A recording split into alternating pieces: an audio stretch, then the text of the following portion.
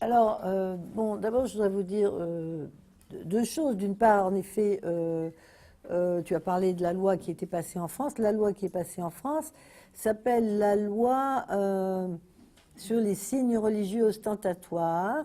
Ça, c'est son nom officiel, mais tout le monde l'appelle la loi sur le foulard, parce qu'elle a été faite uniquement à l'encontre du port du foulard islamique. Et je veux dire, tous les journaux et toutes les personnes en parlent comme de la loi du foulard. Elle a été votée le 15 mars 2004. Alors, dans un premier temps, et à cette occasion, on a beaucoup parlé, non seulement en France, mais dans les autres pays, de la laïcité française, qui serait une chose spécifique à la France, une des choses dont la France a l'exclusivité, et dont elle peut être fière, comme d'autres spécificités, comme du camembert par exemple. Et les Français ont souvent l'impression qu'ils ne sont pas compris. Quand ils parlent de leur laïcité, ils ne veulent pas qu'elle soit confondue avec le sécularisme, alors que de façon substantielle, il y a peu de différence, et surtout de façon historique, il y a peu de différence. Donc, comme cette loi a été faite, soi-disant pour des raisons laïques, elle a été faite pour... en fait, elle a utilisé deux types d'arguments. L'argument de la laïcité et l'argument des droits des femmes. L'argument des droits des femmes, on y viendra. Mais d'abord, pour juger de savoir si l'argument laïque était effectivement valable, il faudrait savoir ce qu'est la fameuse laïcité à la française. Alors, la laïcité, en fait, n'existe pas, dans le sens que dans la Constitution qui prévaut actuellement, qui est la Constitution de 1958, votée après le coup d'État du général de Gaulle, la France est dénommée un État laïque, mais il n'y a pas de définition de la laïcité. Donc quand on parle de la laïcité, on se réfère de facto à la loi de 1905, loi de séparation des églises et de l'État. Par cette loi, donc, les églises et l'État ont été séparés. C'est-à-dire que cette loi de 1905 a mis fin au concordat mis en place par Napoléon Ier, un tyran et un massacreur de peuples dont vous aurez entendu parler. Car je pense qu'il a porté le fer un peu partout et certainement aussi dans vos régions. Et ce concordat entre l'Église et l'État organisait en effet des relations organiques entre l'Église et l'État, par lesquelles il y avait une Église française, par lesquelles les prêtres et les évêques étaient nommés par l'État et en contrepartie rémunérés par l'État. Donc la religion, ou les religions dites reconnues, il y avait trois religions reconnues, la religion catholique, la religion réformée et la religion dite mosaïque, c'est-à-dire la religion juive, était en fait contrôlée par l'État de cette façon-là. Donc cette loi de 1905 de séparation des églises, et non pas de l'Église, mais des églises et de l'État, a mis fin à cela. Elle a cessé évidemment de rémunérer les prêtres. Elle a en revanche, enfin je ne devrais pas dire en revanche, elle a pris possession, l'État a pris possession des bâtiments religieux, mais en contrepartie, il les entretient. Et l'État donc ne privilégie plus ces trois cultes qui étaient reconnus par le Concordat, et l'État est neutre par rapport aux religions. C'est-à-dire que l'État ni ne reconnaît, ni ne condamne aucune religion ou croyance. Tout est mis sur le même pied. Bien. Donc, la laïcité à la française, c'est cela. C'est-à-dire, c'est ni plus ni moins que ce qu'on appelle ailleurs le sécularisme. Mais les Français, ne connaissant pas le terme sécularisme, pensent qu'ils ont une chose unique, et donc, je ne veux pas recommencer, ils ont toutes les raisons d'être fiers, etc., etc. Bon. Alors, la loi de 2004 a été présentée, merci, comme une espèce de réalisation d'une laïcité qui aurait été imparfaite. Singularité imparfaite. Mais ce qui est très curieux, c'est que ce qui a été considéré comme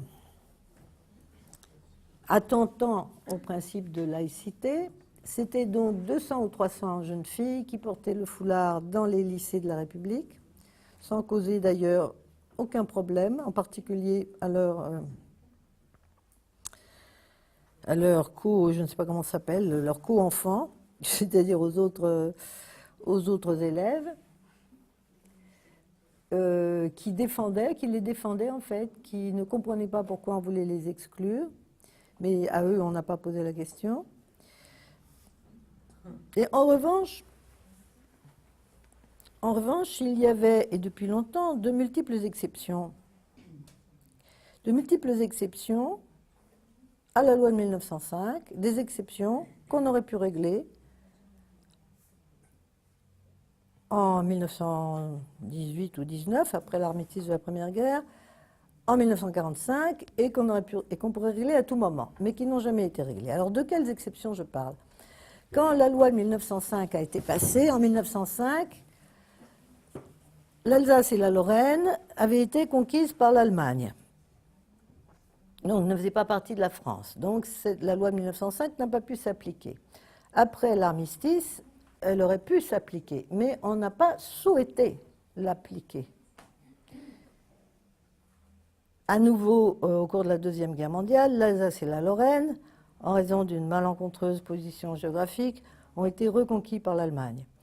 Et après l'issue de la guerre, à nouveau, la loi de 1905 aurait pu être appliquée à ces régions.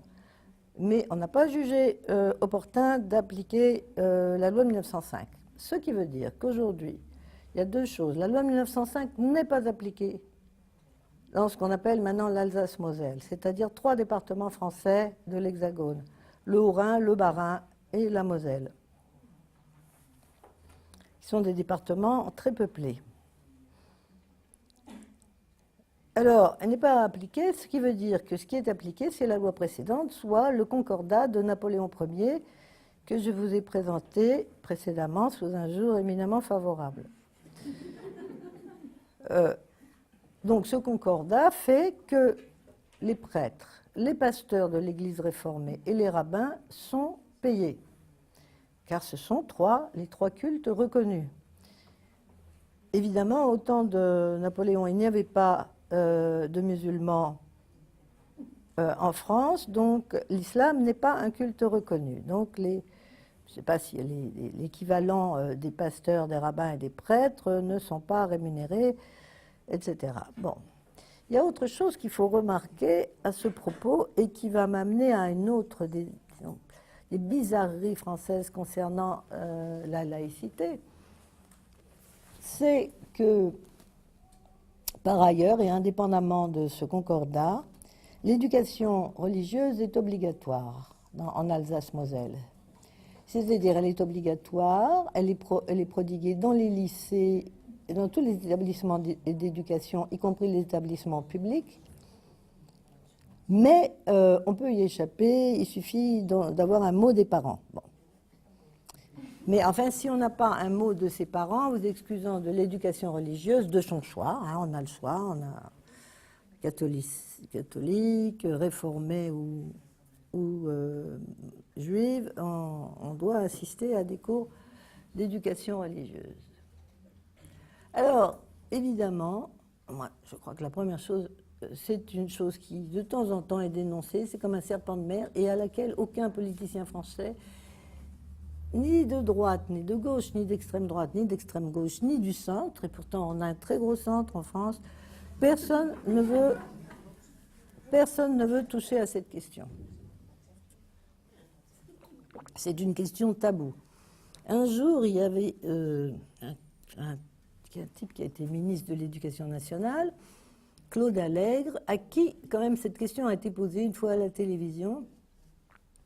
Et il a dit, oh là là là, ne nous lançons pas là-dedans, ça dépend de traités internationaux. Soyons de traités internationaux. On voit pas très bien pourquoi l'application du concordat dans des départements qui sont entièrement français pourrait dépendre de traités internationaux. Oui, mais ça, c'est une habitude. Aussi, les politiciens français disent n'importe quoi. Je ne sais pas comment sont les vôtres. Je ne sais pas comment sont les vôtres. Les nôtres disent absolument n'importe quoi. Bon.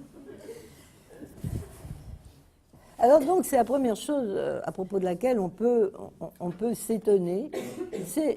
Il y a un département que je n'ai pas mentionné parce que, bon, il est très loin. Il n'est pas très important. C'est la Guyane. En Guyane aussi, la Guyane, qui n'était pas un département avant la fin de la guerre, qui était une simple colonie, est devenu un département parce que, bon, c'était mal admis les colonies après. Et là aussi, elle a 3 cultes reconnus, donc ce qui veut dire reconnus, ça veut dire leurs officiants rémunérés, etc., etc., etc. Bon. Alors, donc on pourrait s'étonner de cette différence de traitement entre les signes, dits signes ostentatoires de religion qui étaient manifestés par soi-disant manifestés par les jeunes filles portant le foulard, et l'existence de territoires entiers où le minimum de la laïcité, de la loi de séparation des églises et de l'État, ne s'applique pas sans qu'on sache pourquoi ça n'a jamais été appliqué, alors qu'on a eu des années et des années pour l'appliquer. Bon. Il y a autre chose qu'il faut souligner, sur lequel un silence pudique a été fait, c'est que la moitié des élèves français, quand on prend l'ensemble primaire, secondaire, sont en fait éduqués dans des écoles privées, c'est-à-dire des écoles confessionnelles, pour la plupart catholiques. Et ils sont éduqués dans ces écoles privées grâce aussi au soutien de l'État, car aussi longtemps que ces écoles suivent une espèce de trame éducative qui peut les conduire au diplôme d'État, ils reçoivent des subventions de l'État. C'est-à-dire que les parents ont très peu d'argent à payer pour les mettre dans les écoles privées. C'est pour ça, d'ailleurs, que la moitié des élèves français sont dans des écoles privées. Alors, il faut bien voir que la loi dont on a fait tout un ramdam, c'est le cas de le dire, hein, cette loi ne s'applique pas aux écoles privées. Cette loi s'applique uniquement aux écoles publiques.